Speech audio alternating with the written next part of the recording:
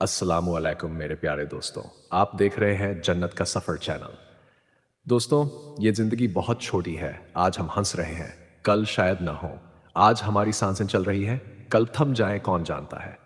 याद रखो, कब्र की तन्हाई, हश्र का मैदान और आखिरत का सफ़र हर एक को तय करना है। कोई माँ बाप, कोई भाई, कोई दोस्त उस सफ़र में साथ नहीं जाएगा। सिर्फ हमारे नेक अमल ही हमारे साथी बनेंगे।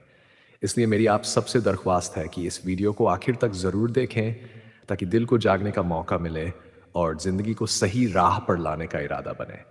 अगर ये बातें आपके दिल को छू जाएं तो इसे अपने दोस्तों और अपनों तक ज़रूर पहुंचाएं और चैनल को सब्सक्राइब करके हमारे साथ इस जन्नत के सफ़र का हिस्सा बन जाए। गुफाए हिरा से लौटने के बाद नबी मोहम्मद सल्लल्लाहु अलैहि वसल्लम का दिल पूरी बदल चुका था।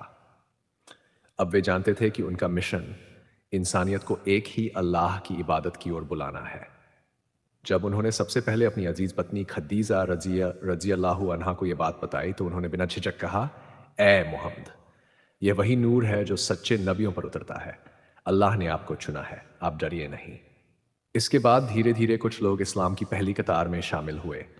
अली बिन अबी तालिब, जो उस समय एक छोटे बच्चे थे, अबू बकर सिद्दीक रजी अल्लाहु अन्हु, जो उनके सबसे करीबी दोस्त थे, जैद बिन हारिसा और कई और ईमान वाले लोग, वे सब मिलकर गुप्त रूप से इबादत करने लगे। लेकिन जैसे जैसे उनका पैगाम फैलने लगा, मक्का के काफिर सरदारों को यह बात बुरी लगने लगी। उन्होंने कहा, मोहम्मद हमारे देवताओं का अपमान करते हैं, लोगों को बगावत सिखाते हैं। अबू जहल, अबू लहब और उनके साथी नबी सल्लल्लाहु अलैहि वसल्लम को रोकने के लिए साजिशें करने लगे।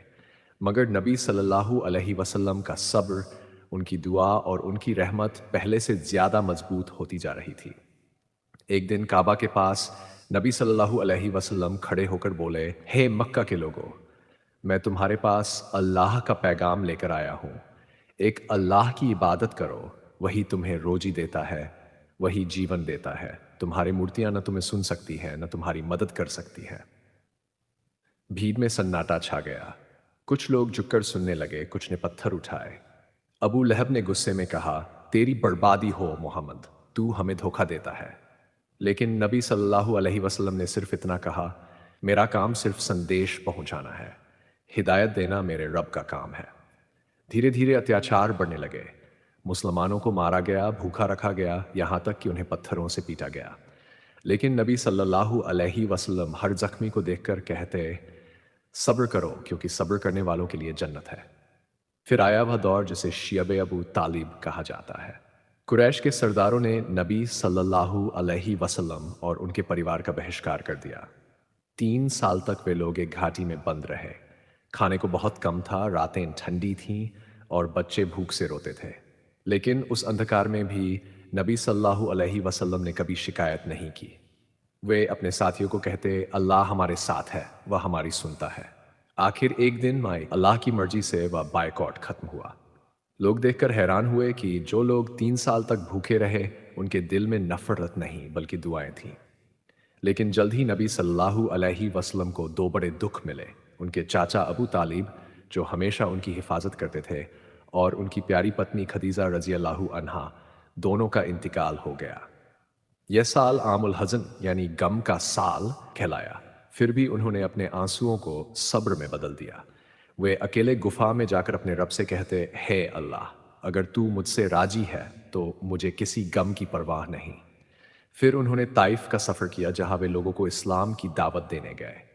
लेकिन वहां के लोगों ने उनका मजाक उड़ाया, पत्थर मारे, यहां तक कि उनके जूतों में खून भर गया। वह एक पेड़ के नीचे जाकर बैठ गए और उन्होंने वह मशहूर दुआ पढ़ी, है मेरे रब, मैं तेरी ही ओर अपनी कमजोरी की शिकायत करता हूं। अगर तू मुझसे राजी है तो मुझे किसी बात का गम नहीं। उस वक्त आसमान से फरिश्ते उतरे और बोले, अगर आप कहें तो हम इन लोगों को खत्म कर दें। लेकिन नबी सल्लल्लाहु अलैहि वसल्लम ने कहा, नहीं, शायद इनकी औलाद में कोई ऐसा पैदा होगा जो ईमान लाएगा। ये थी उनकी रहमत। जिन्होंने पत्थर मारे, उन्हीं के लिए दुआ की। ताइफ के इस सफर के बाद एक रात उन्हें मक्का के आसमान पर बुलाया गया, इसरा और मिराज की रात। जिब्रील अलैहिस्सलाम उन्हें लेकर मक्का से बैतुल मकदिस यरूशलेम गए। फिर वहां से 7 आसमानों की सैर कराई। انہوں نے وہاں تمام نبیوں سے ملاقات کی اور سب سے اونچے مقام پر جا کر اللہ تعالیٰ سے بات کی۔ وہیں انہیں نماز کا تحفہ ملا جو آج پوری امت پر رحمت بن گئی۔ واپس لوٹنے پر جب انہوں نے لوگوں کو یہ بات بتائی تو کافر ہنسنے لگے، لیکن ابو بکر رضی اللہ عنہ نے کہا اگر محمد نے کہا ہے تو یہ سچ ہے۔ اسی دن انہیں صدیق کہا گیا، سچے کا سچا ساتھی۔ دھیرے دھیرے مکہ کی گلیوں میں اسلام کی روشنی پھیلنے لگی، لیکن ویرودھ بھی بڑھتا گیا۔ آخر اللہ کا حکم آیا کہ مسلمانوں کو مدینہ ہجرت کرنی چاہیے۔ نبی صلی اللہ علیہ وسلم نے اپنے پیارے ساتھی ابو بکر کے ساتھ رات کے اندھیرے میں مکہ چھوڑا۔ راستے میں جب وہ سور کی گفا میں چھپے تو دشمن بالکل پاس آ گئے۔ ابو بکر گھبرائے مگر نبی صلی اللہ علیہ وسلم ہمارے ساتھ ہے۔ اور سچ مچ گفا کے منہ پر مکڑی نے جالا بنا دیا، کبوتر نے انڈے دے دیے اور دشمن بنا دیکھے لوٹ گئے۔ اس طرح صبر، رحمت اور اللہ پر بھروسے کے ساتھ نبی صلی اللہ علیہ وسلم مدینہ پہنچے۔ وہاں ان کا سواگت ہوا اور اسلام کا نیا دور شروع ہوا۔ مدینہ اب نور مدینہ بن گیا، وہ شہر جہاں انسانیت کو اصل معنی ملے۔ کیا آپ چاہیں گے کہ میں پارٹ 6 بھی لکھوں، جہاں نبی صلی اللہ علیہ وسلم مدینہ میں اسلامی سماج؟ اگر آپ کو یہ ویڈیو اچھی لگی ہو تو اسے لائک اور شیئر کرنا نہ بھولیں۔ اور دوستوں، ایسے ہی ایمان افروز قصے سننے کے لیے ہمارے چینل جنت کی سفار کو ضرور سبسکرائب کیجیے۔ اپنی رائے اور احساسات ہمیں کمنٹ میں لکھ کر ضرور بتائیے۔ یاد رکھیے، آپ کا ایک کلک ہمیں اور بھی بہترین ویڈیو بنانے کا